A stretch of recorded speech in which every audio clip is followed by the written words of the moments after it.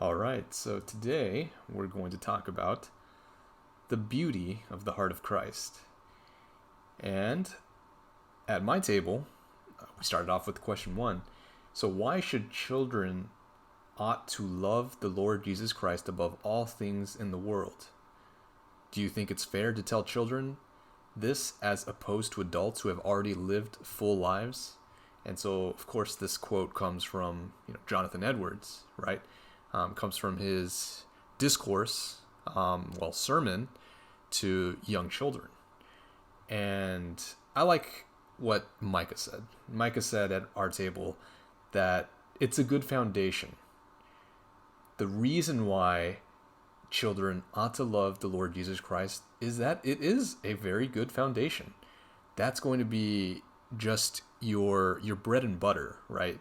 When you wake up in the morning, what should you do, right? You should think about what God wants you to do. You should think about the beauty of Christ's heart and how much he loves you, but not just you, everyone else, your mother, your father, your brother, your sister, whoever.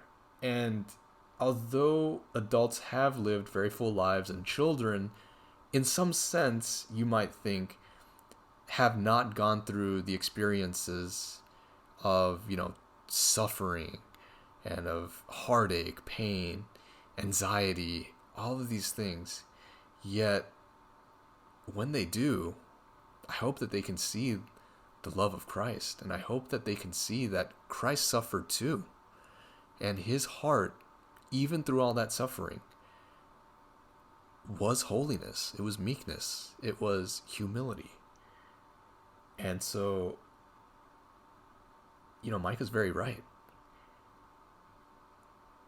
This foundation is going to be there for the rest of your life. And so, yeah, really good job.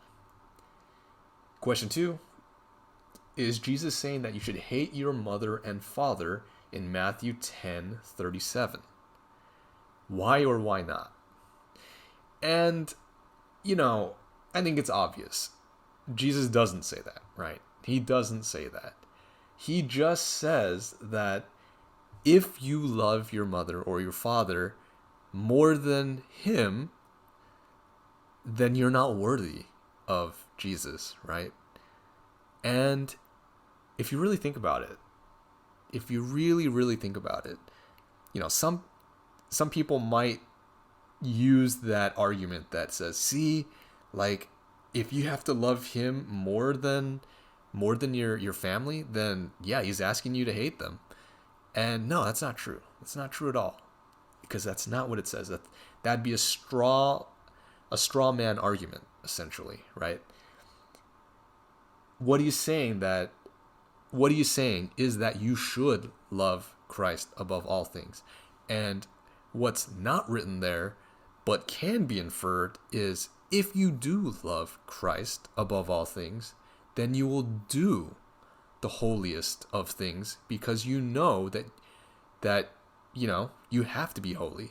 Why? Because Jesus is holy, right? Jesus is the perfect man.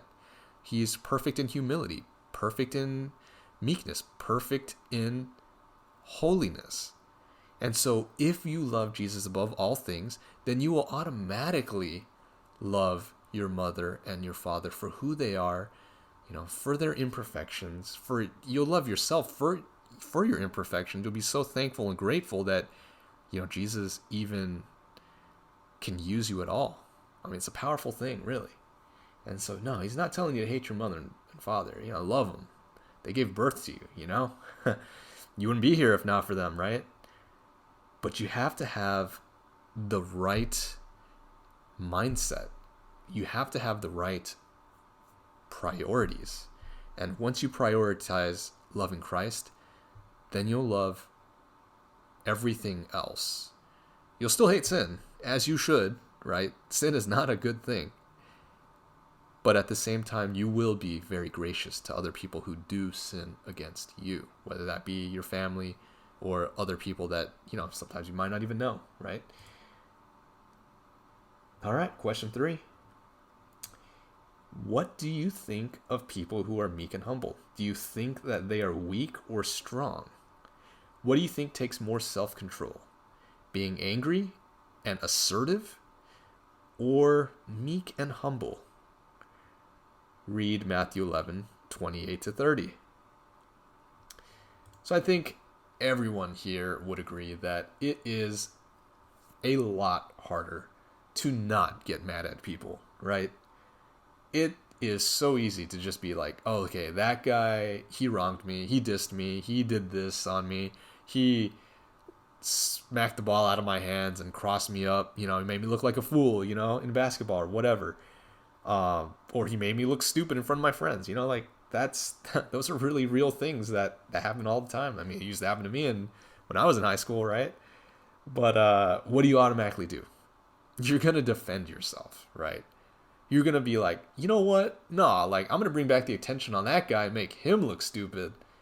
So not only are you not humble, but then you take that guy and you insult him, and that's just a complete lack of self control in any way you can think about it. And so instead of actually taking the time to step back and be like, okay, I've been wronged, but I need to be meek and humble. I need to forgive this guy. Maybe he did it on purpose. Maybe he didn't. Who really knows, right? Like, oh, it's just a joke gone wrong, right? You don't know how he's feeling either. He might be like, I kind of felt bad for making fun of him, making him look like a fool. Like, you don't know that, right? You don't know his heart. And so it's always stronger to just have that self-control, because when you fly off the rails, fly off the panhandle, how is that going to be a good testimony exactly, right? You're going to make yourself look bad on TikTok, right? Or you're going to be the next big thing on YouTube where you're being filmed acting outrageous, and next thing you know, you lose your job, you get kicked off a plane. You never know. Any of this stuff might happen. And, well, you guys are young, so try to control your tempers. I know that you guys are probably going to be a little less inclined to do that because you guys are still growing, you're still young, haven't experienced all of the world yet. But hey, you experienced something better, and that's Christ. All right. Sorry, that was pretty cliche and corny, but yeah, it's true. All right, and then the last question. What is the difference between knowledge and wisdom?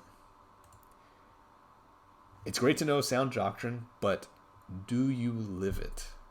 And what will help you to live it out? So I think Lucy had a really good answer on the difference between knowledge and wisdom.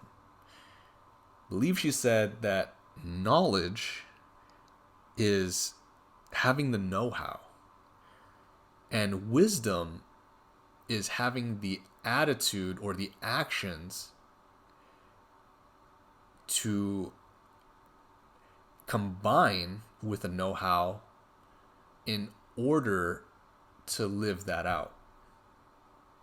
And so one is having the discernment to act out on what you know versus the other just knowing. And so there is a big difference, because just because you know the truth, just because you know what it says in the Bible, doesn't always mean that you act it perfectly. Some people are, what we call Bible thumpers. And these people, they may read their Bibles, they may understand or know the words of God, but when they're so ungracious and they're just standing out there with their picket fences and they're not actually really, being gracious in any way, that actually turns a lot more people off instead. And so it's one of those things where just because you have the knowledge, it doesn't mean that you know how to act. And, it's being street smart versus book smart, right? You want to have both. You want to be well-rounded. But if you were to choose just one, I think you'd probably want to be street smart, because at least then you would understand that people have emotions, people have feelings, and how should you react in those situations, right? What would you say? How should you say it? It should be with the best of intentions. And just because it's with the best of intentions doesn't mean it's always in the best way. That's still something, I practice even to this day. It's hard. I may have the knowledge, and I'm not saying that I do, because the Lord knows that I'm not exactly the smartest guy either. And your intentions might be good. Romans 7, Paul says it too, like his intentions, are good, but he's still flesh and blood. And because of that, it leads his actions to be sometimes, not of what his intention would have been, essentially. And so you have to understand that we're all human. We're not perfect. We're not like Christ, but that doesn't mean that we shouldn't be like him. And what will help you live that out? To keep Christ as your priority, right? To look at his beauty, to look at his character, and to admire that, and to want to be like that. And it's not just this, humdrum, like, what would Jesus do? It's more than that. It's more than just what he would do. It's what would he think? Why does he think that? Why should I think that? What would glorify God the most? And when you step back and you just kind of ask yourself those questions, you look at that, you look at life in that way, then you'll find that it's a lot easier to forgive. It's a lot easier to be meek and humble, because, and we learned about this in Calvinism. Total depravity, right? No one can save themselves from their sin. And for that, we should be eternally grateful. But all right. So the question is, what is really beautiful about Christ? And for that, is it because he looks like Henry Cavill? Is it because he looks like Brad Pitt? Does he have like sculpted abs, super fit bod? Is he like the smartest guy on the planet? Well, I mean, obviously he is he is the smartest probably, right? Because, he had a lot to say, and he kind of showed up a lot of people, and he was perfect. So yeah, but Isaiah 53:2 says that he has no stately form or majesty that we would look at him, nor an appearance that we would take pleasure in him. And so, if he's not great to look at, and he's this super smart guy that, is never wrong, that might mean like he's like a smart aleck and be like, oh, this guy, always has the answers for everything, and I bet his brothers and sisters would always, well, it's just his family in general would be like, man, this guy's never wrong, and I hate that, But in your heart, in their heart, they knew, okay, he's right, obviously, right? And so, if it's not his appearance that actually makes him beautiful, then what does? Right? You have to kind of think of that. Now, page 96, Dane Ortland says that we are innately pulled toward beauty. And I think that's true. I think that's very true. When we see the paintings, the sculptures, the stars in the sky, all of nature, all of these things in museums, we get pulled in. We're captivated.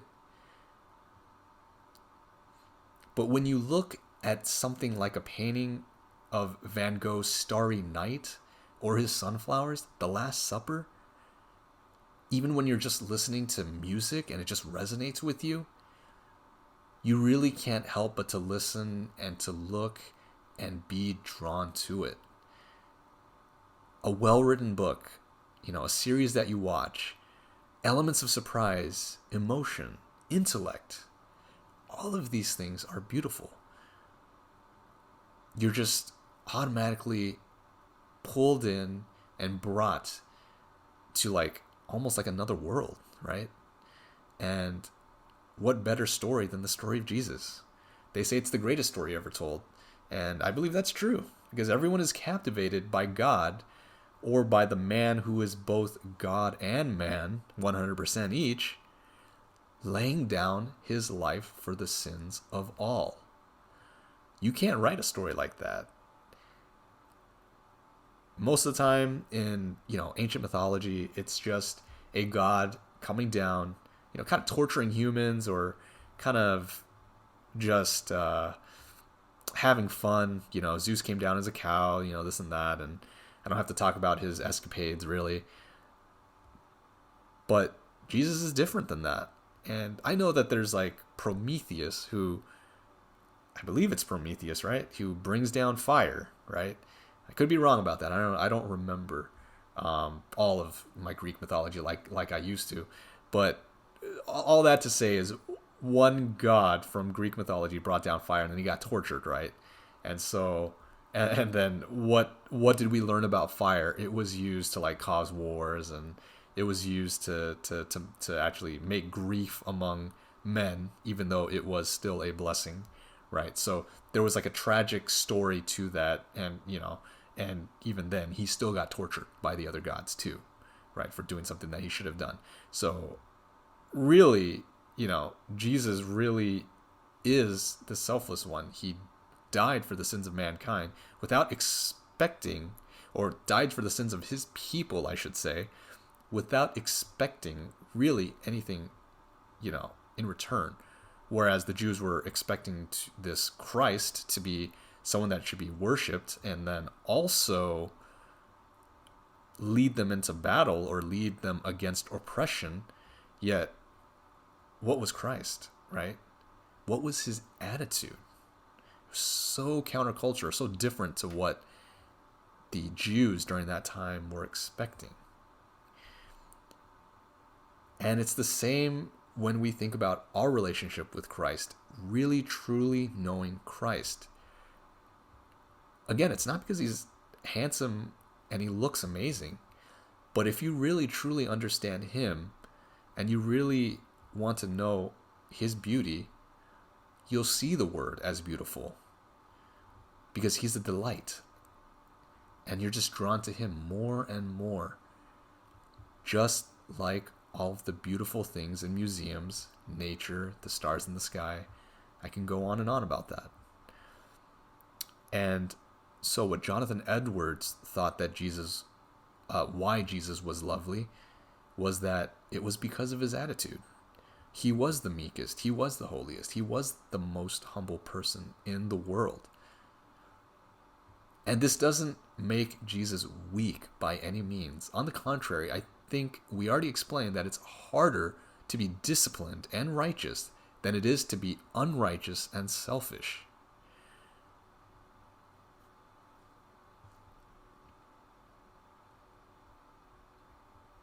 It takes a lot of restraint to know that someone that just insulted your intelligence or made you look bad, that you should treat them humbly. You should forgive them. You should treat them with patience. It takes a lot of courage to do that. And that's what Jesus did. He knew the Pharisees' hearts. He knew that they were trying to belittle or berate or, denigrate him in some type of way or give like answers sarcastically.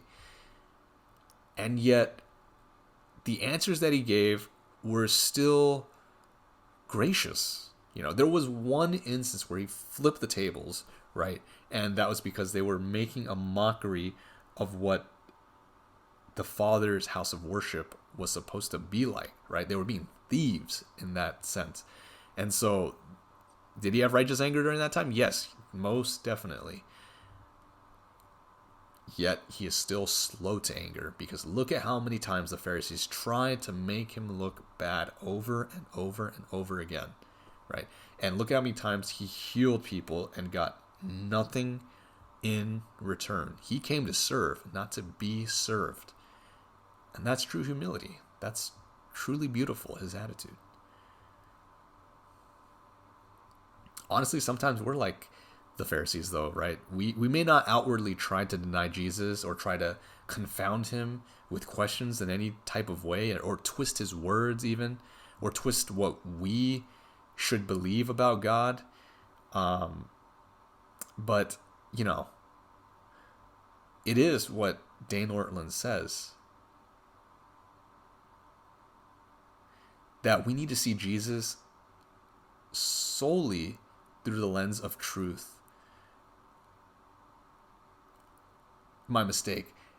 We need to not see Jesus solely as the lens of truth, but to see him for the beauty that he really is. To see his attitude of,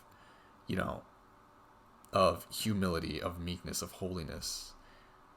That's the true beauty. Sometimes when we think about, oh, this is the absolute truth. Jesus is the absolute truth. God is the absolute truth. We get so focused on what is true that we're not gracious at all. We try to prove people wrong, apologetics wise, not because we care about their souls, but just to make them look bad sometimes, or to condescend, right? To just be like, you don't know what you're talking about. Like, Islam is whack, or Mormonism, boo, and it's not trying to get down to their level. Like, you're not trying to understand them. You're just trying to make them look stupid in a sense. And it's sad, right? Because we're all sinners. It's not like we're not all human, okay? And like, they're human. They have emotions. They have feelings. So you should still treat them with respect. You should want to come down to their level and be like, okay, I definitely understand your perspective. I don't agree with your perspective. I understand where you're coming from, though. And, I really do care about your soul. I really do care about what you believe in. I'm not going to push it onto you by any means, because that's not right, right? That's a whole other set of worms, like another can of worms. So you can't make someone believe something they don't want to believe, right? And if you really believe in the sovereignty of God, then you have to trust in that, right? That you're having that conversation for a reason, and maybe it won't, it'll pan out, maybe it won't. That's not up to you, though, right? Nevertheless, you don't want to be condescending to people. And, if we are condescending, then what makes us different than the Pharisees in that point? And I've shared this before. When I was in college, I took an intro course to Islam, to Judaism, Christianity, Mormonism, all those kinds of, even like Zoroastrianism, like really weird one, right? But I would ask the teacher a lot of things that were kind of interesting. And I don't really want to talk about this, but it's kind of relevant this day and age. The curse of Ham, right? And I think it was Ian, right? Ian, you were the one that said you knew what that kind of was, or maybe it was Austin, yeah. But essentially, what the curse of Ham is it's the wrong belief that because one of Noah's sons saw him naked, saw Noah's shame, there was a curse placed upon his son. And so his son would be of dark skin and serve his other brothers. Now, what was happening was that a lot of people, slavers, were using this to say, you see that? Like, that's the reason why black people should live in servitude to white people. And that's just straight wrong. Nowhere does it say that, it was in this continent. It's going to be this, this particular group of sub-Saharan people, blah, blah, blah, this and that is going to serve other people forever, and they're just going to be slaves forever and ever and ever and ever. It doesn't people are just taking that out of context. And look, it was a curse that was given, and that's just that. There's no rhyme or reason for why you would think that black people deserved or should have been slaves. Because, dude, even when you think about it, like, there's some pretty dark Asians, right? So, come on. Like, you're just gonna say every dark person should be, a slave. You don't even know where this region was from, right? Like, some people like to guess where it's from, but they don't know for sure. You don't know where Noah's sons went and where they, eventually ended up. We don't even know if it was still one continent and if it drifted apart and everything like that, right? No one knows about that. So how can you say without a shadow of a doubt that, black people were supposed to be slaves and they were supposed to be mistreated? I don't think that that's right, right? That's obviously wrong. And so, questions like that I would bring up. A Muslim person, was listening to some of these questions, and he he kind of he kind of knew that there was something different about me and what I was asking, because I truly did want to know the truth. I truly was searching. And, I would ask other questions like, why would Muslim people mistreat Christians and Jews when Muhammad said that they should treat the peoples of the book with respect, right? Isn't that a contradiction? And so my teacher was a really good sport. He would answer all of these questions. But yeah, like, he wanted to remain neutral in what he said as well. He didn't want people to really know what his religion was. And I think that's fair, just to be nonpartisan, right? But aside from my Muslim friend, another person listened and heard my questions, and so he kind of, paid attention to that, and he was actually a Christian person. And so what ended up happening was all three of us, all three of us, we kind of just stayed after class to ask more questions to our teacher. But then at the end of that lecture, we started talking to each other, and both of them knew I was Christian. It was pretty obvious. And so what happened was something truly beautiful blossoming. Without knowing it, God really was working in all of our hearts. We formed a small group together, and the Lord really worked in our Muslim friend's heart because he converted him and all of his brothers. We always tried to be gracious in our answers, and we were always just there for him, because, obviously in a Muslim household, the parents are going to be kind of angry that all of their sons just converted. So when we needed to make sure of his theology, we would always answer and make sure it was sound, but we tried not to Bible bash him. And in that instance, my other friend and I had, knowledge, of course, but if we didn't have the wisdom to be gentle and lowly, then we may have driven our Muslim friend away from Christ. And that would have been really sad. And so here's that difference between knowledge and wisdom again. Knowledge is having the facts and knowing, but wisdom is understanding how to make sound judgments or provide perspective with those facts. If you don't use wisdom while providing knowledge, then it may just make you look like a jerk. And believe me, I still have trouble with this from time to time. But by God's grace, I think I'm getting better at it. You guys might not think so, but, All right, just kidding. But seriously, right? All that to say is, when trying to talk to people, whether they are Christian or not, it's better to use the heart of Christ to explain things instead of using a jackhammer to try to drive the point home. One has the ability to soften hearts, and the other hardens them.